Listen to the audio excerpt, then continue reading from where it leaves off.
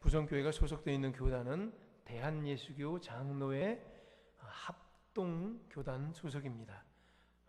정말 우리나라의 신앙의 복음주의에 또 보수주의의 뿌리를 내리고 있으며 우리의 신앙 노선은 개혁주의 신앙 노선입니다. 여러분 꼭 알고 계시고, 개혁주의 신앙 노선. 자, 개혁은 그저 주의가 아니죠. 그래서 끊임없이 개혁할 것을 다짐한다는 의미에서 출발한 교단이에요. 끊임없는 개혁을 하겠다. 1년에 한 번 개혁하는 것이 아니라 날마다 개혁해야 개혁주의가 되는 거죠. 개혁교회들은 그래서 계속해서 개혁되어야만 합니다. 하나의 사상, 가치관, 주의, 개혁주의로서 머물러 있으면 결코 안 되죠. 반드시 몸부림치며 투철하게 끊임없이 실제 교회의 현장에서 매일매일 삶 속에서 개혁이 이루어져야만 하는 거지요. 개혁주의가 결코 말만 멋들어지게 하자는 것처럼 보여서는 안 됩니다. 반드시 행동이 뒤따라야만 합니다. 자, 준비들 되셨습니까? 말만 하지 않고 행동할 준비.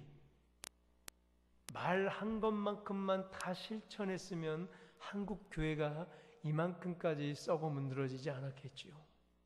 이렇게 세상의 비난을 받고 오히려 세상이 교회를 걱정해주는 이러한 지경까지는 이르지 않았겠지요. 종교개혁 500주년을 맞이하여 오늘부터 한 세 차례 거쳐서 개혁에 대해서 말씀을 살펴볼 건데요. 사상과 가치에 절대 머물지 말고 실제 개혁을 삶과 교회 가운데 이뤄내는 우리 모두 되기를 간절히 축원합니다. 아멘. 오늘 주인공도 나오는데 니고데모라는 사람이 나옵니다. 예수님과 긴 대화를 이어가던 끝에 요한복음 3장 16절이라는 진리의 말씀을 만난 사람입니다.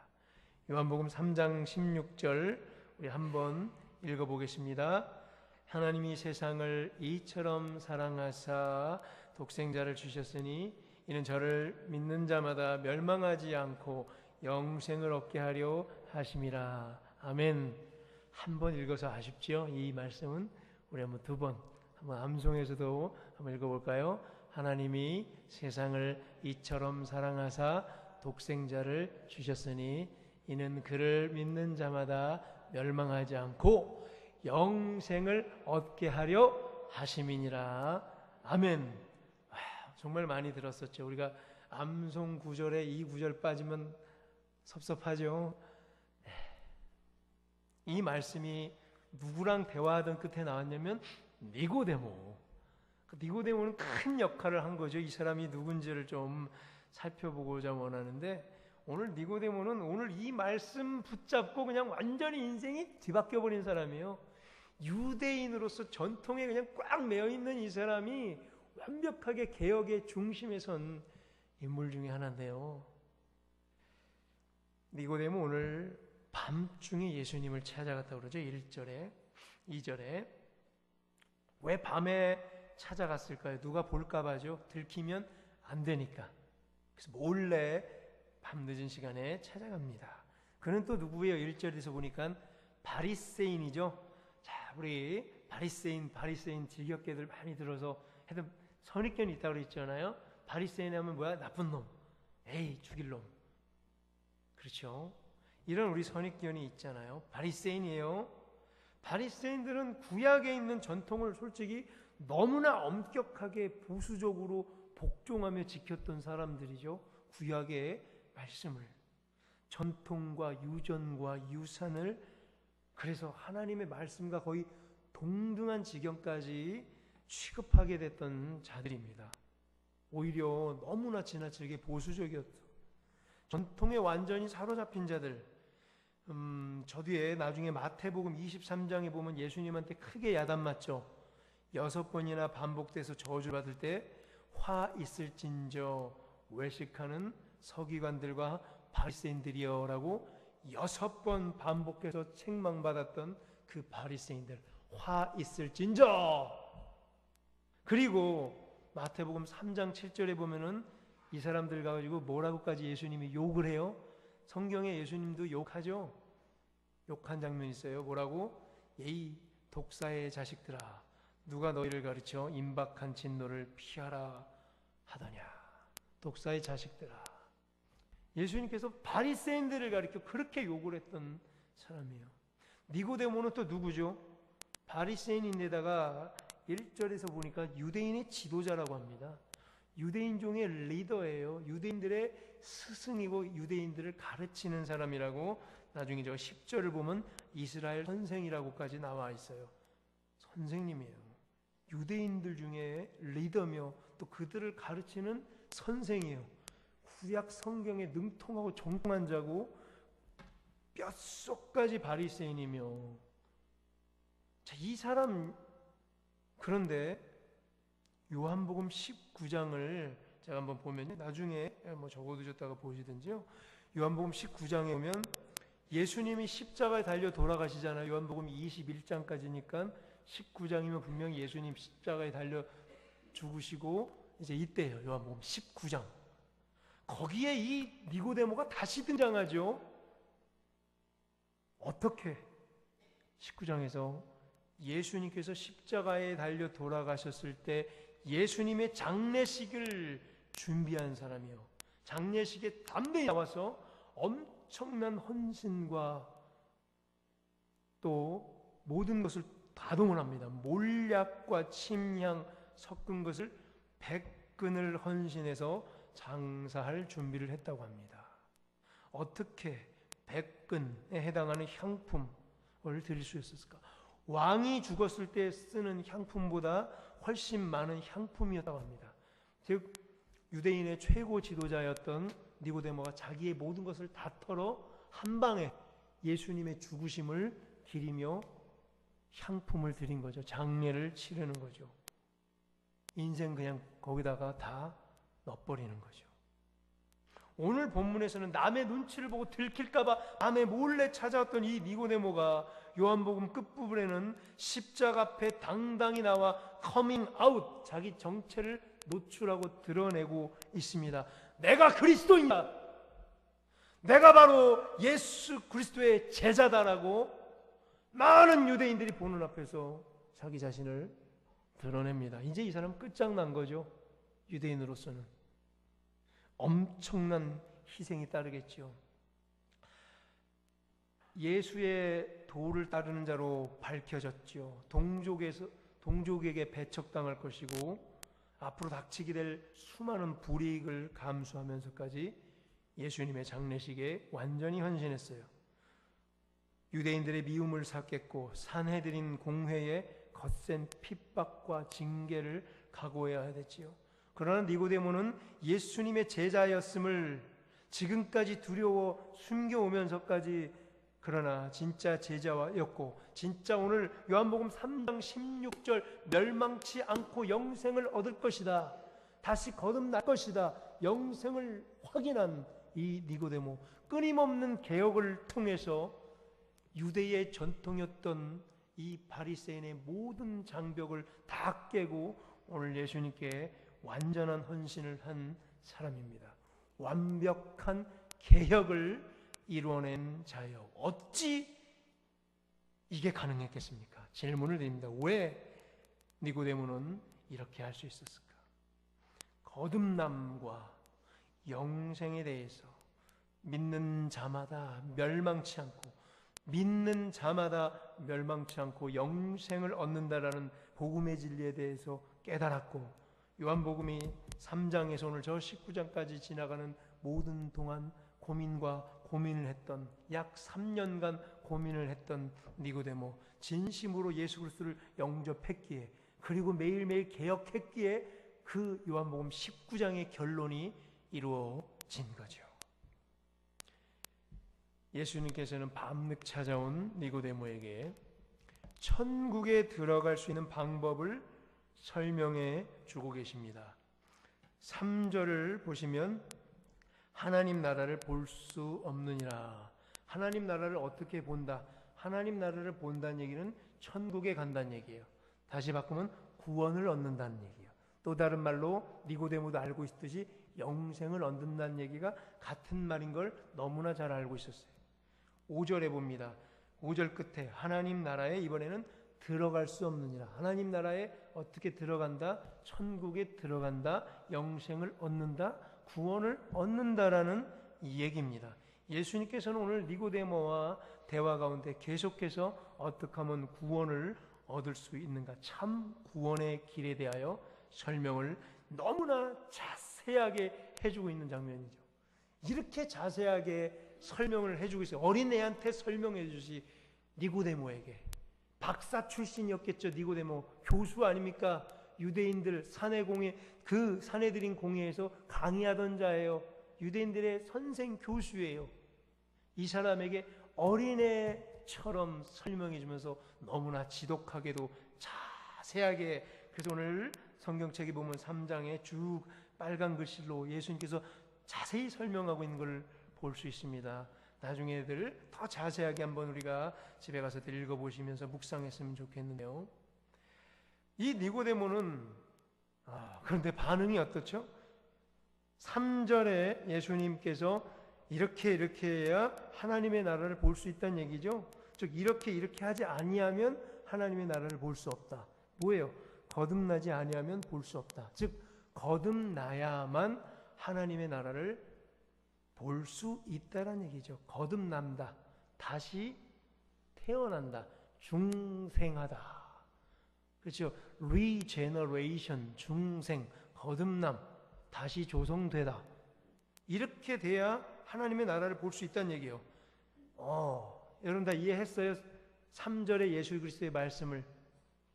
니고데모는 어떻죠? 오늘 4절에 보니까 요한복음 3장 4절에 보니까 니고데모는 이해가 안 됐어요. 누가 이해가 안 됐어요?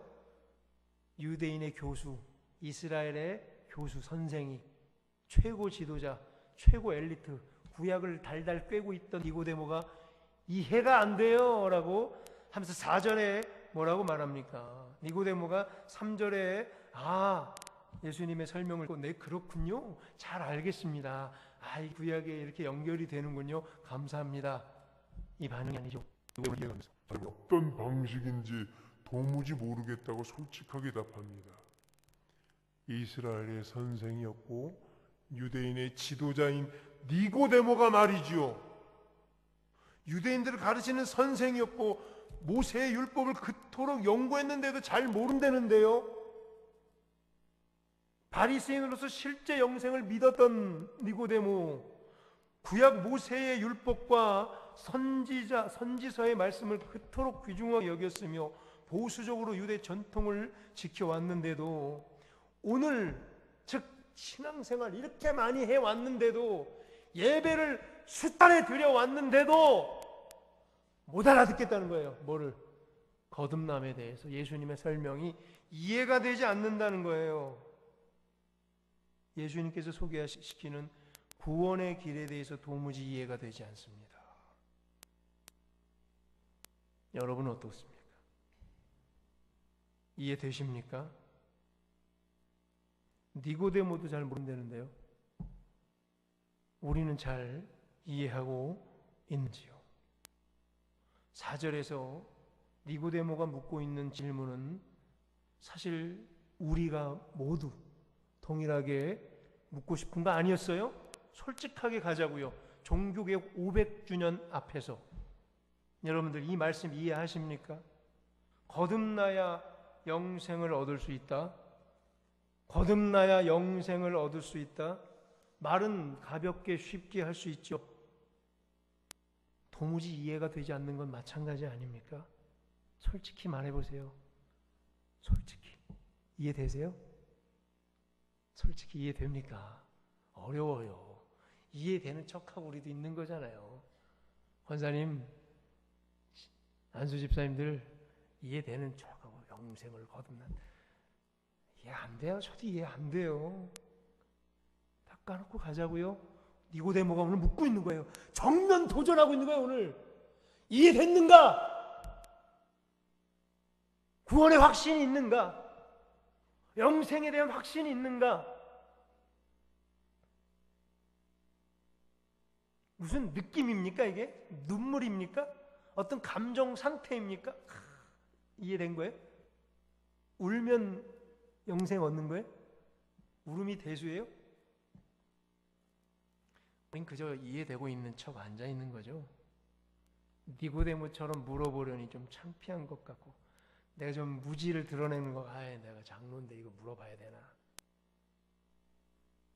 어떤 장로님 저한테 솔직히 고백했다 그랬죠?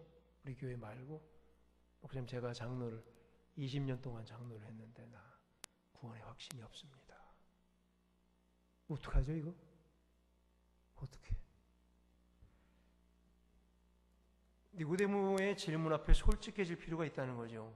이미 나이 먹은 성인이 어떻게 다시 태어날 수 있습니까? 라고 물어보죠. 오늘 4절에서 내가 성인인데 어른인데 나이 60이 넘었는데 50이 넘었는데 어떻게 다시 내가 태어날 수 있습니까? 엄마 뱃속으로 다시 들어갔다가 나와야 되겠습니까? 새 사람이 되었다. 새 사람이 되었다. 거듭났다고 말은 하는데 영생을 소유했다고 말은 하는데 왜 여전히 육의 것만 나오죠? 지겹죠 진짜. 신앙생활 지겹죠. 맨날 육의 것만 나오잖아요 지금. 근데 한국 교회 돈으로 시작해서 돈으로 끝나잖아요 지금. 지겹죠? 맨날 영생, 거듭남, 구원 그러는데 왜 맨날 육의 것만 붙잡아야 되죠 교회가? 어떻게 이토록 육체의 것들만 추구할 수 있겠습니까? 우리 옆사람이 만약에 옆사람은 옆에 보이기 때문에 옆사람이에요. 한국교회 대중입니다. 한국교회 대중을 여러분들이 대표하죠. 옆사람이 만약에 내가 예수님 믿고 진짜 새로 태어났습니다 라고 말하면 믿겠습니까? 한번 딱 쳐다보고 당신이 그걸 어떻게 믿어? 이렇게 육의 것만 나오는데 내가 당신을 너무 잘 아는데 예수님 믿고 새로 태어났다고요? 진짜 새로 태어난 사람 맞아요? 우리 그래도 옆에는 친한 사람들 앉아있지 한번 위아래로 쑥 훑어봅시다. 한국교회 대중을 훑어보듯이 시작. 훑어보세요. 아이고, 훌륭한 옆사람을 뭐라 하는 게 아니고 다 똑같아요. 우리 입으로는 아멘 하지만 속으로 옆사람이 진짜로 우리 옆에 있는 그 사람 엄마 뱃속으로 당신이 다시 들어가서 실제로 두 번째로 내가 응애하고 당신 태어난 것을 보면 내가 믿어줄게요. 우리 이 심정 아니에요? 똑같이? 니고데모랑 똑같은 거예요. 내가 직접 두 눈으로 봐야, 물리적으로 확인해야, 실제 육체로 확인해 봐야 거듭남을 인정할 수 있겠다는 거예요. 이 니고데모는요. 우리랑 똑같은 거예요. 자, 이건 뭐예요? 아직 개혁이 이루어지지 않은 상태예요. 아직 개혁이 되지 않았어요. 육의 것들만 다 붙잡고 있어요. 500년 전에 루터와 깔뱅과 스빙글리가 뭐로 개혁한 거예요? 오직 교회와 기득권의 교회층은 육체 것만 붙잡고 있기 때문에 개혁을 그들이 시도한 거죠. 실제 삶 속에서는 육신의 일만 계속 생각하는 거죠. 즉 제가 그토록 얘기했던 땅의 시간의 것. 땅의 시간 뭐라고 했어요? 크로노스. 땅의 시간, 달력만 넘겨도 물리적으로 눈에 보이는 그 시간만을 쫓고 있는 거죠. 육신의 일만 생각하기에, 땅의 것만 추구하고 바라기에 거듭남의 비밀이 좀처럼 쉽게 믿어지지 아니하는 거예요. 제가 단언컨대 지금 이 시대 한국 교회들 이 영생의 구원의 길에 대해서 도무지 이해 안 될 겁니다. 제가 단언합니다. 수많은 한국교회 지금 다 그렇습니다. 이 질문 앞에 한국교회 진솔하게 뼈를 깎는 노력으로 고민을 해야만 합니다. 그래서 예수님께서는 또 5절에 다시 한번 반복해서 자세하게 설명합니다. 진실로 진실로 얘기하면서 진실로는 아멘이란 뜻이죠. 진실로 헬라어는 아멘, 아멘. 내가 진실로 너한테 다시 한번 이르노니. 이야, 잘 봐라. 이번에는 앞에 3절과 다른 단어가 두 개가 등장하죠.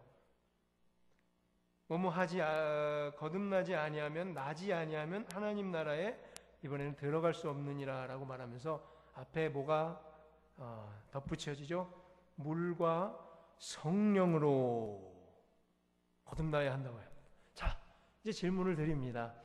물과 성령으로 거듭난다는 게 무슨 말이에요? 어느 정도 눈치는 또 채셨을 수 있고, 이미 설교를 이 본문을 들으신 분들, 물과 성령으로 거듭난다. 좋아요. 성령부터 가겠습니다. 물은 나중에 가고. 성령으로 거듭난다는 말은 성령 세례를 말합니다. 그거는 저도 다 동의합니다. 성령 세례입니다. 성령 세례를 통해서, 성령 세례는 뭐죠? 막 방언이 터지는 거예요? 병고침 치유받는 거예요? 신비주의적인 은사가 막 다다닥 나오는 거예요? 이런 은사를 체험하는 것이 결코 성령 세례가 아닙니다. 성령 세례는요, 한 죄인이 진심으로 회개하고 오직 믿음으로 예수 그리스도를 구세주로 영접할 때 작동하는 성령의 사역, 성령 사역의 꽃이라고 할 수 있죠. 회개하고 믿고 영접하게 하는, 이걸 성령 세례라고 그래요. 잘못된 은사주의, 신비주의적 성령 집회에 가서 잘못된 성령을 붙잡으면 안 돼요. 성령 세례가 이거예요. 죄인이 회개하고 진짜로 영생을 얻는 체험을 영접하는 게 성령 세례요. 그때 바로 중생, 거듭남이 있게 되는 거예요. 성령 세례의 가장 큰 역할은 거듭남을 주는 게 성령 세례예요. 자, 됐죠? 성령 세례, 거듭남을 확인시켜 주는 거예요. 됐죠? 한번 물과 성령으로 했더니, 물은 뭐예요? 물 세례를 의미한다고 많은 학자들이 얘기를 하고 있어요. 물 세례다. 물과 성령으로. 물 세례, 오늘 다다음 주에 우리가 또 세례식을 갖습니다. 성찬식을 갖고 물로 뿌려서 주는 세례.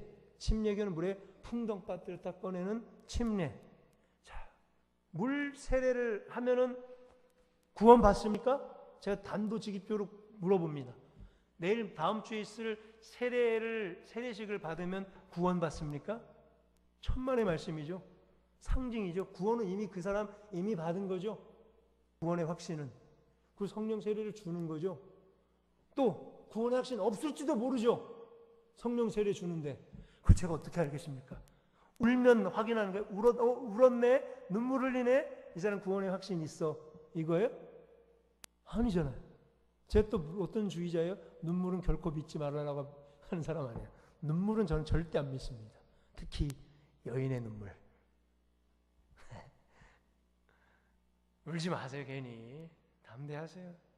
개혁 앞에 운다고 퉁쳐서 갈 거 없습니다.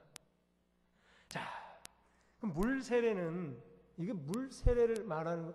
그럼 여기 오늘 본문을 자세히 보면 물과 성령으로 나면 하나님의 나라를 들어갈 수 있다는 얘기네요. 물과 성령으로. 그럼 여기서의 물은 물 세례를 주는 게 아니라고 저는 봐요. 왜냐하면 물로 하나님의 나라 들어갈 수 없거든요. 그렇죠? 물 세례 받는다고 천국 못 가요. 그럼 여기 물은 그냥 물과 성령으로, 오히려 여기에 있는 물은 차라리 요한복음 4장 14절에서 예수님께서 언급하시는 영생하도록 솟아나는 샘물, 예수님이 주는 생명수, 상징으로서의 그냥 예수님께서 주시는 생명수를 말하는 거죠. 내가 주는 물을 마셔라. 영원히 목마르지 않겠다는 이 물, 영원히 영생하도록 솟아나는 샘물, 영생. 그 물과 같이 저는 봅니다. 그래서 물과 성령은 그냥 한 단어예요. 영적인 개념이라는 얘기죠. 왜냐? 바로 뒤에 5절 뒤에 뭐라고 예수님께서 확인시켜 주세요? 분리를 해요. 육으로 난 것은 육이야. 끝. 영으로 난 것은 영이야. 자, 물 세례는 뭐예요? 물로 세례를 주는 거는 육의 것이죠. 눈에 보이는 거잖아요. 물리적인 거잖아요. 물체잖아요. 물로 세례를 주는 거는 육의 것이에요. 근데 이 사람이 진짜 구원받은 건 영의 작용이란 얘기죠. 그 영은 어떻게 된다는 얘기예요? 7절에 보면은 네가 거듭나야 하겠다는 말을 놀랍게 여기지 마라. 우리 다 놀랍잖아요. 못 믿겠다는 얘기 아니에요. 어떻게 거듭남을 확인시킬 수 있어요? 영생을 받았는지. 8절에 예수님께서 말합니다. 중간에 한마디로 말합니다. 알지 못하느니라. 모른다는 얘기예요. 8절 보죠.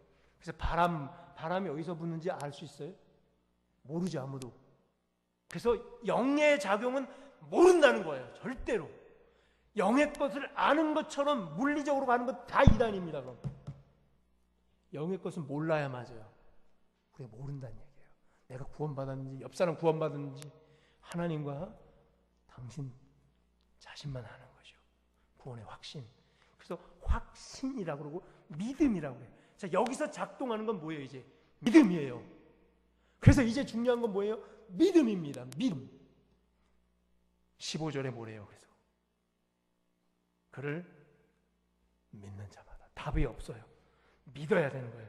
육으로 난 건 육으로 끝난다는 거예요. 크로노스의 범주, 땅의 것의 범주가 아니라는 거예요. 뭐가요? 거듭남은 철저히 영의 범주라는 것이요. 15절 이는 그를 믿는 자마다 영생을 얻게 하려 하심이라. 조건이 뭐예요? 믿는 거예요. 그리고 우리는 알 수 없는 거예요. 니고데모가 이걸 이제 깨닫기 시작해요. 눈으로 보여달라고 그랬고 진짜 어머니 뱃속으로 들어가서 내가 다시 나와야겠다 이 정도까지 얘기했던 니고데모가 아는 거예요. 육이라는 것이 있는데 영이라는 것이구나. 유산과 전통과 보수적으로 지켜왔던 니고데모가 믿었던 바리새인들이 믿어왔던 그 모든 것들이 결국은 육의 것이었다는 걸 깨닫죠. 거듭남은 철저히 영의 소속입니다. 거듭남을 확인할 수 있는 방법은 오직 믿음을 매개로 갑니다. 거기에 덧붙여 사랑입니다. 요한복음 3장 16절. 예수님께서 이렇게 매개하고 계세요. 영생을 얻는다는 개념을 하나님께서 세상을 이처럼 사랑하사 사랑을 매개로 해서 독생자는 예수 그리스도를 보내주셔서 그를 믿는 믿음으로 말미암아 멸망치 않고 영생을 준다는 이 금언을, 이 진리의 말씀을 오늘 주는 거죠. 옆 사람이 구원받았는지 거듭났는지 영생을 얻었는지 우리는 알 수 없습니다. 믿음은 오직 그 사람 것이에요. 부모님이 믿음이 강하다고 해서 자녀가 구원받는 거 아니죠. 남편이 믿음이 강하다고 해서 아내가 구원받을 수 없어요. 믿어야 돼요. 그럼 그 믿음은 어떻게 증거가 되는지요? 이게 중요한 거죠.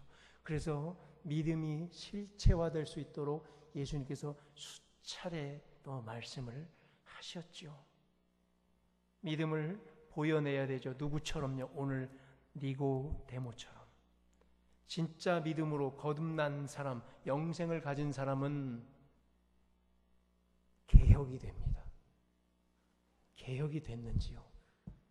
개혁은요, 말로만 떠드는 절대 개혁이 일어날 수 없죠. 실제 행동으로 한 가지라도 가장 기본적이고 기초적이고 그런 것부터 몸으로 보여낸 사람이 저는 구원받았다고 볼 수밖에 없는 거죠. 보이지 않는 이 거듭남을 증명해내는 유일한 방법이 바로 개혁입니다. 끊임없이 개혁해내야 되는 거예요. 16세기 때 타락한 교회들 계속해서 육의 것들만 추구합니다. 마침내 교황 레오 10세는요. 큰 성전 건축을 위해서 대베드로 성당의 건축을 위한 기금 조성을 위해 면죄부를 팔죠. 속죄표, 면죄부, 죄를 면하게 해주는 속죄, 죄를 속하게 해주는 표를 팔아야 얼마, 너는 무슨 죄 졌네, 너는 10만 원짜리 죄, 너는 중죄인이구나, 100만 원짜리 면죄부를 이걸 팔죠. 그럼 이 사람들 뭐예요? 돈으로 구원을 사는 거죠. 돈으로 영생을 사는 거예요. 이러한 분위기 속에서 독일의 그 비텐브루크 시에서는 속죄권 판매를 통해 일확천금을 누리고자 하는 종교 몰이백분들이 판을 치고 있었지요. 마치 2017년 한국교회 현장처럼 모든 게 돈이에요. 돈으로 시작해서 돈으로 끝나고 있는 이 율법주의식 예배, 교권주의, 돈에 대한 관심, 교회를 개인 소유로 하려고 있고 세습하고 있고. 교회를 왜 세습해? 자기 거예요? 그 자체가 하나님의 것을 인정하지 않는 거죠. 교회는 하나님 것 아니에요? 도덕적으로 타락하고 성적으로 타락한 먼저 목회자들 뼈를 깎는 노력을 해야겠죠. 저 스스로도 뼈를 깎는 노력을 해야 됩니다. 우리 부정교회 부임해서 여긴 더욱더 그렇습니다. 오히려 도덕적으로 또 목회자의 신뢰를 회복하기 위해서 저는 더 노력을 해야 되는 거예요. 철저히 육의 것들과 싸워야 되고요. 세상의 필요와 싸워야 개혁이 될 줄로 믿습니다. 사랑하는 부정교회 성도 여러분들, 이 말씀, 오늘 니고데모가 진솔하게 묻는 이 질문 앞에 우리의 질문을 던져놓으며 뼈를 깎는 노력으로 말로만 거듭남, 영생, 구원을 일컫는 것이 아니라 실제 개혁을 이뤄내는 우리 모두 되기를 축원합니다.